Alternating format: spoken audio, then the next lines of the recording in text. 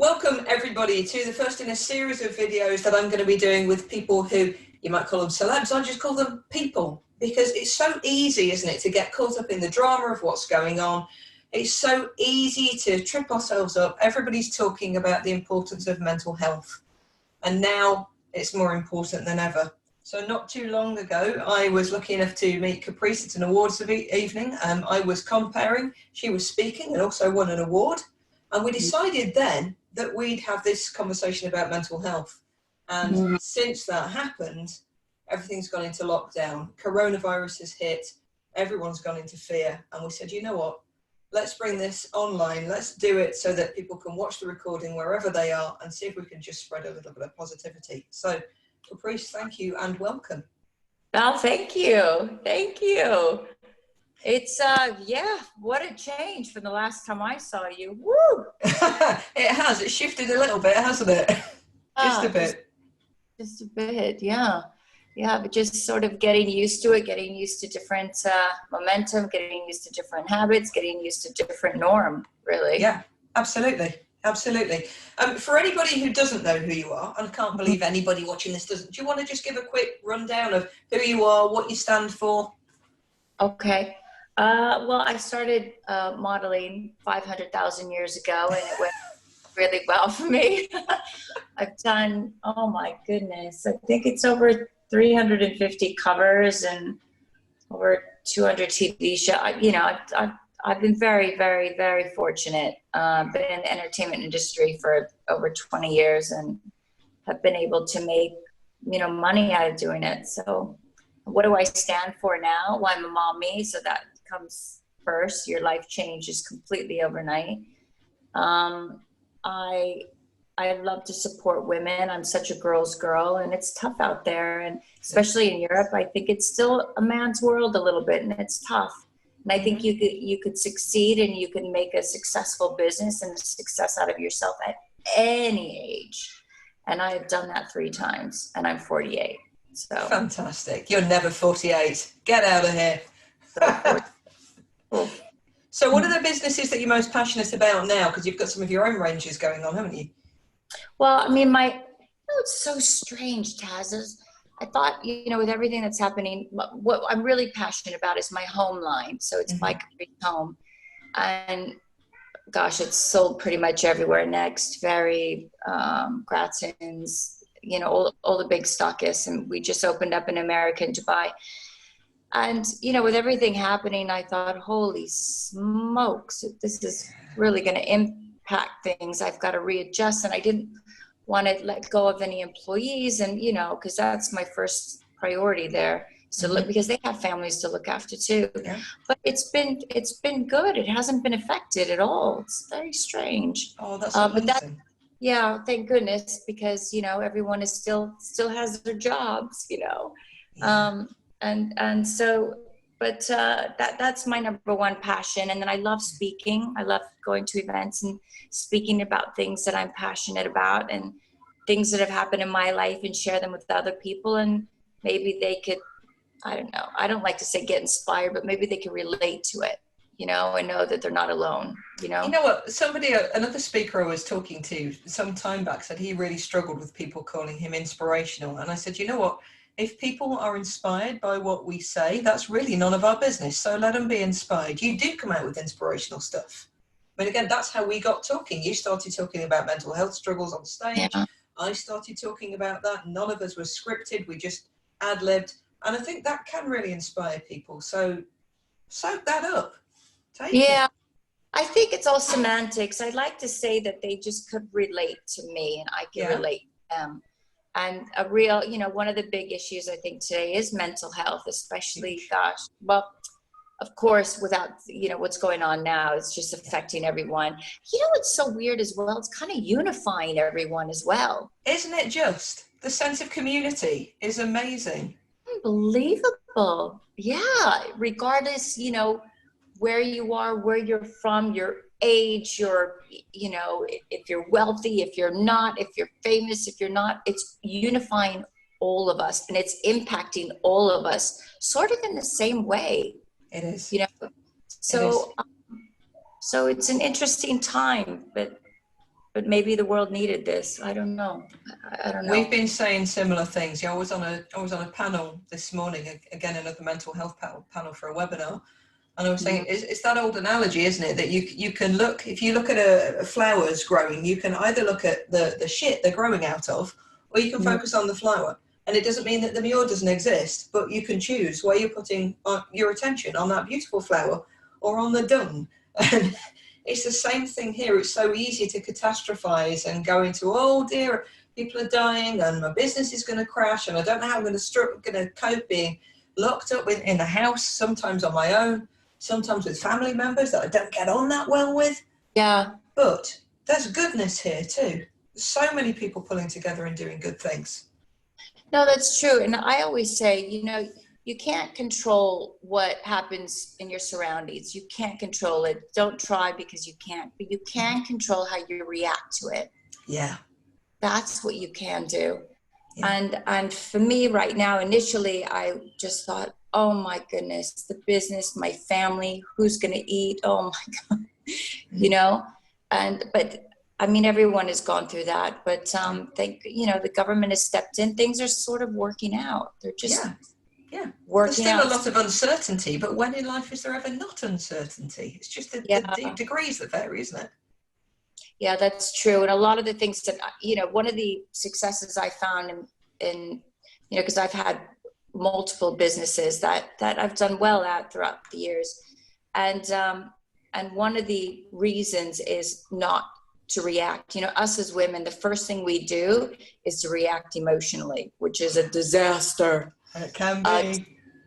Because sometimes when you react with emotions, they're just not, they don't make any sense. So sometimes the best thing you could do is just stop, just pause, do not react. And sometimes the problem just takes care of itself. And sometimes, when you do react, you react when you don't have emotion. Yeah. And that's when, and sometimes in life as well, the most power is not reacting, just having silence. Yeah. Just having total silence. Silence is so powerful. Such a teacher. So powerful. What, honey? Sorry, my child. Hey, it's okay. I don't have a flashlight, honey. No, honey, I don't have Mommy doesn't have a flashlight. It might be down in the utility room. You want to go down there? Ask Courtney. Where the washer and dryer is. Okay? Sorry. Okay. Hey, it's the joy of having kids. It's all good. Keep it real. This is, I think, something that people worry about. My wife was on a conference call earlier, and people there were getting so worried about whether they'd have kids or pets in the background or a cat walking across the screen. And I think there's a beauty in this. It helps. That's more relatable too. It keeps things real. We have kids, we have pets, we have lives. And so what? I think it's much more compelling to watch something that's so real and so kind of raw. It makes it more interesting than something polished. Absolutely. Absolutely. Everyone can relate to it much more. Yeah. So how have you learned to cope over time with mental health? Because it's fair to say that the press have been a little bit schizophrenic with you. One day they're loving you, the next day they're being, not particularly pleasant. How have you managed to deal with all that? That's been a tough one for me. I mean, now it's all calmed down, but when I was in the eye of the storm, I was struggling a lot. Yeah. And I think I was too embarrassed, or maybe there was shame. I needed to get some help. I needed somebody to help me out. Yeah. Because I couldn't do it. I was just a downward spiral. It was pretty bad. And my doctor recommended somebody. She was a counseling psychologist, and I started talking to her, and it's the best thing I've ever done. Yeah.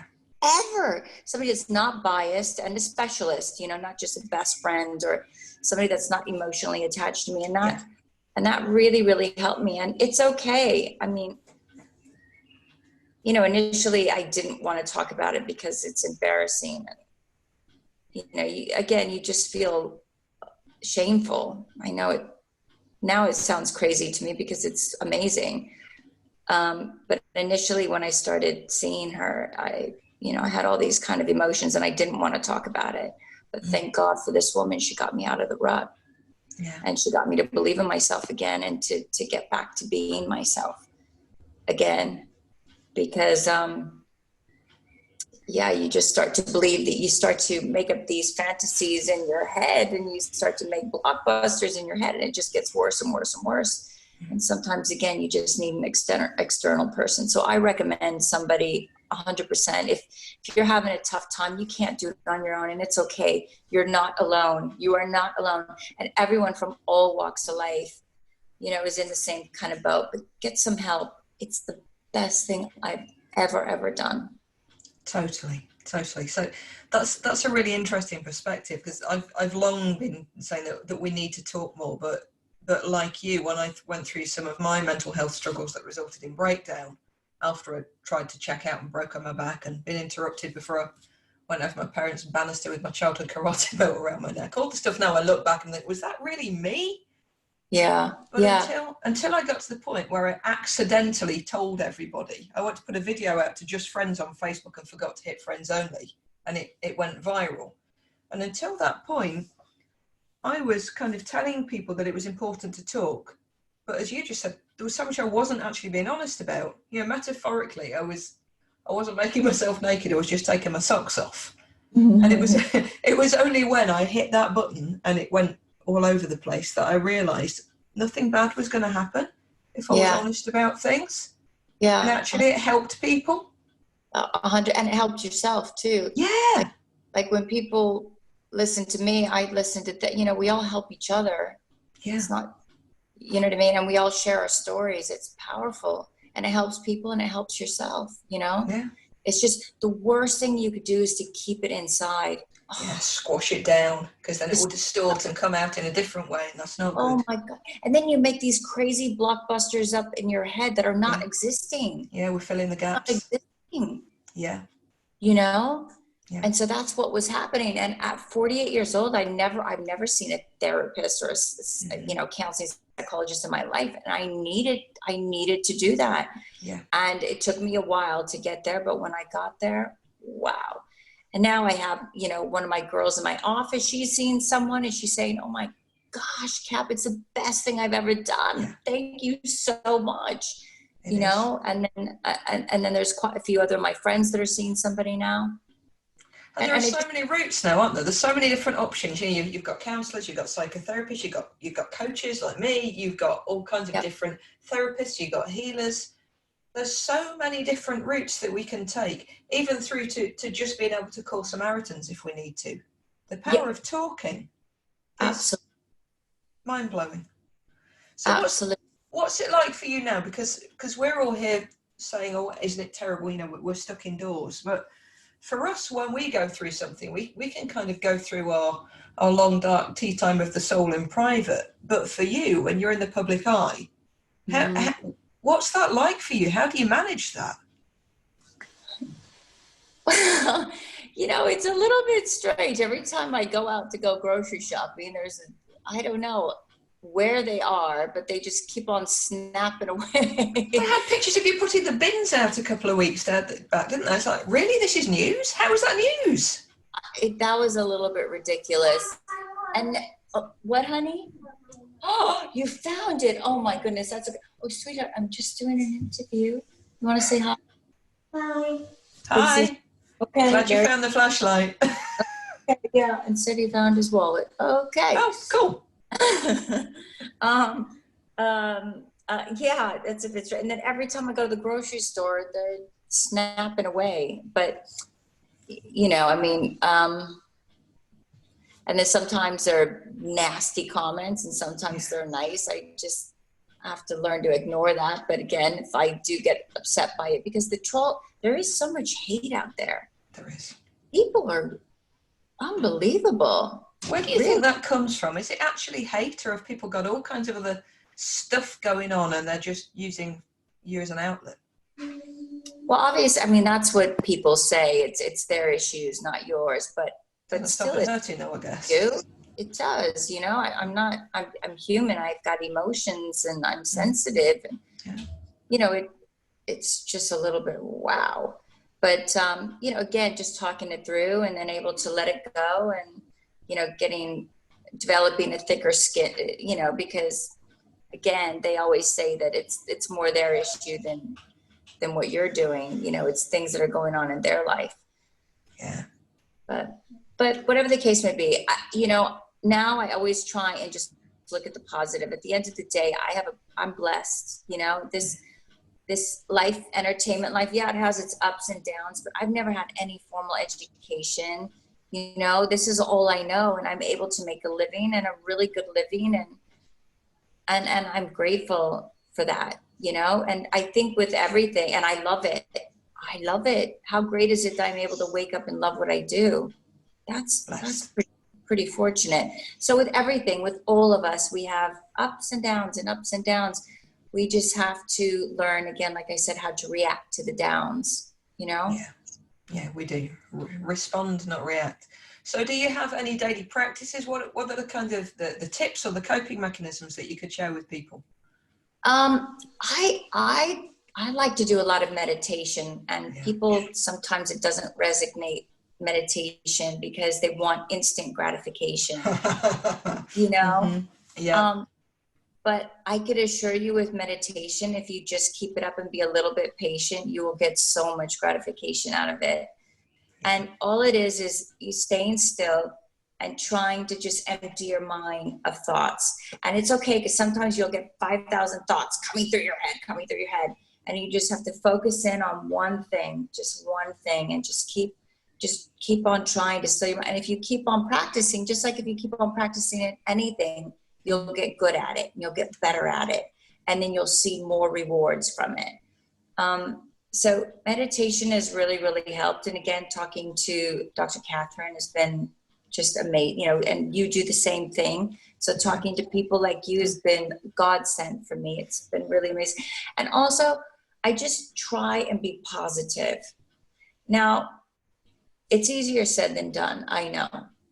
You know, in the past, I would walk into a room and I would just find the thing that's wrong about that room. Now I walk into a room and I find the thing that I love about the room. But it's been practice, you know. It's been every single time I walk into a room and I see something negative, I look, no, Cap, what is the, you know, just like with my kids.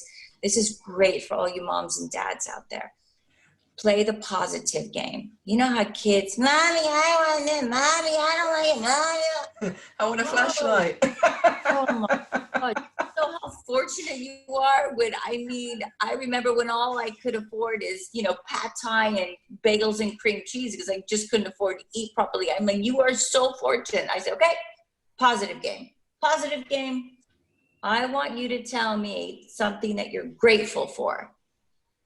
And so they have to think. Sometimes it takes them a half an hour, but I am relentless, and they have to tell me one thing that they're happy about. And now they love this game. Now they initiate it. Oh, so that's amazing. Yeah, you know, so we have to work at it. But eventually it starts to become a habit. Yeah. You know? Yeah. So how long have you been meditating for? Oh my God, Taz, for years. Yeah. Oh, maybe 10 years. How did you first discover meditation? I'm a massive advocate of meditation. I practice a shamanic path, so I bring in meditation a lot with that. And I swear it saved my life. It works. I don't understand it. I don't know how it works, but I swear to you, it works. Yeah. You just start to manifest things, and you start to have clarity and make better decisions. I don't know how, it just works. And all we need to know how, if it works, do we need to know the ins and outs? No, I guess you're right. I guess you're right. But it just, I always say, you know, if you get such a good outcome, okay, how, what did I do? I want to do more, you know, but with meditation, all you have to do is be in stillness. Huh? It's one of those things that sounds so easy though, isn't it? Just be still. Oh, okay. What? But you don't even have to, it's not even a lot of effort. Usually, you know, like to be successful, you have to work hard. It takes years and years and years, and then you see the financial rewards. With meditation, it's not a lot of, you know, it takes a while to create stillness in your head, but the results and the rewards are unbelievable. They're abundant. They just keep on coming. But you How often? How often do you do it? Well, they say you should do it in the morning and at night for only 20 minutes. Yeah. You know, for me, it goes in stages. Sometimes I'll do that, and sometimes I won't meditate for a whole month. Yeah. You know, I just get caught up in life, you know, and being a mom and running a business, and, you know. But that's okay, isn't it? You know, sometimes we beat ourselves up if we don't do something regularly, but. Yeah, it's okay. I always come back to it. I always come, especially when things are not going so great. I'm like, okay, meditation. Find your way home. Yeah, and then I get tucked back in. I remember somebody saying to me a while back that, and I've used this so many times with people who say they struggle with meditation, that meditation really is just focusing on one thing. So if you've ever been in love, you know that feeling when you're first in love and you can't think of anything but that person. That's meditation. If you've ever been really, really, really angry at someone and you can't think of anything but that, then you can meditate. Mm-hmm. And if another thought comes in, it's fine. You let it pass. You just don't have to grab it and hold it and start examining it.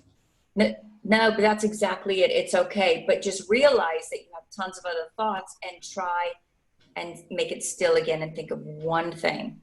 Yeah. You know what I mean? It's okay. Even after 10 years of meditating, my mind goes off on one, and then I come back, and then I have 4 minutes of just stillness, and that really makes a difference. And then, you know, my mind goes crazy again, and then for 5 minutes, and then 4 minutes again of stillness. You know, there's not a right or wrong way, you know, and the more you do, the better you get at it, just like anything in life. Yeah. You know what's amazing as well that I just started Tell me.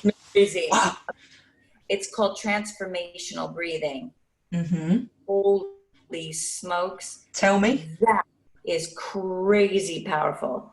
But you have to get the right person. I mean, my girl, I have an amazing girl. She's in Ibiza, because we have a house in Ibiza. So when I go out there, I see her. And there was one time, I don't know what happened to me, but I did not breathe for 4 minutes straight. Yeah. And then I came to, and I remember grasping for air. I don't know where I went. I don't know how I went, but I got mad at my girl. I said, Kathy, why? I was dying. And she said, no, I've seen this done. It's okay. You're going deeper and deeper and getting rid of all the. Absolutely get it.